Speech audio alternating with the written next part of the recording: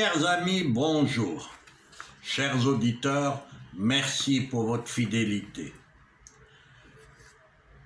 À voir le traitement que les pays occidentaux ont réservé à la pandémie, on est en droit de se demander si les peuples blancs, l'homme blanc, a oublié qu'il y a eu toujours des hommes, des femmes, des enfants qui meurent pas à cause d'une épidémie quelconque, pas par un virus impitoyable, mais tout simplement parce que ça fait partie de la vie.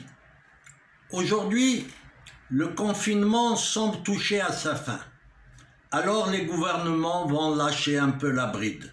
Les grands-pères vont même pouvoir entrevoir leurs petits-enfants. Le Covid-19 semble entrebâiller la porte.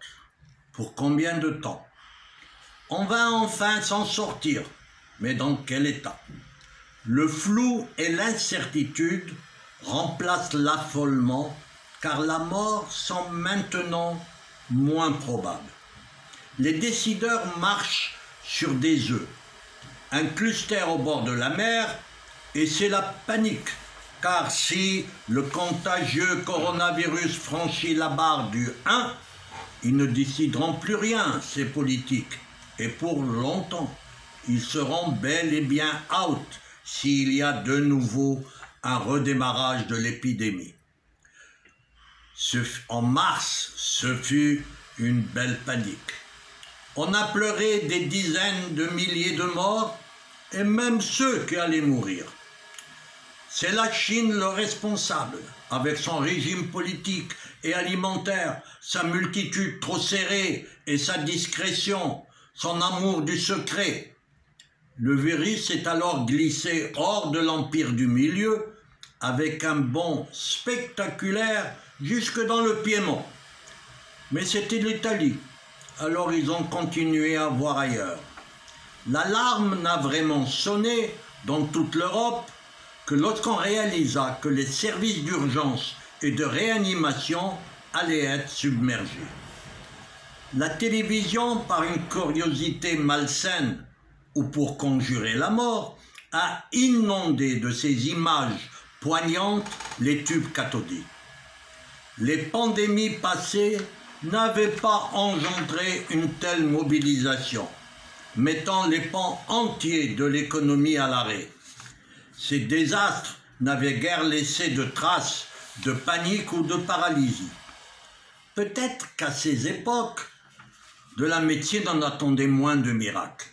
À moins que tout simplement, le monde d'aujourd'hui, grisé par toutes ces technologies nouvelles, a voulu en quelque sorte supprimer la mort de son paysage. C'est la vie éternelle qui est la mort. La mort est quelque part l'expression de la vie.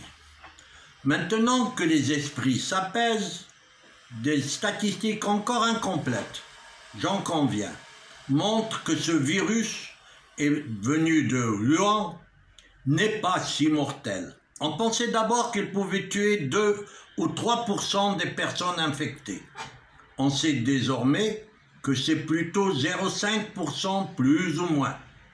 Alors, on se reprend à croire à l'éradication de la mort, utopie parfaite pour les simples mortels que nous sommes.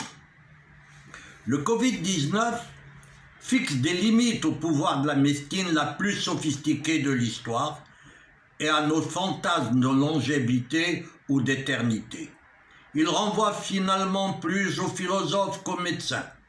Il nous incite à s'aguerrir en prétendant comme Nietzsche préférer la mort choisie à la décrépitude, en découvrant que ce qui me tue me rend plus fort, ou à se convaincre avec Montaigne que tu ne meurs pas de ce que tu es malade, tu meurs de ce que tu es vivant.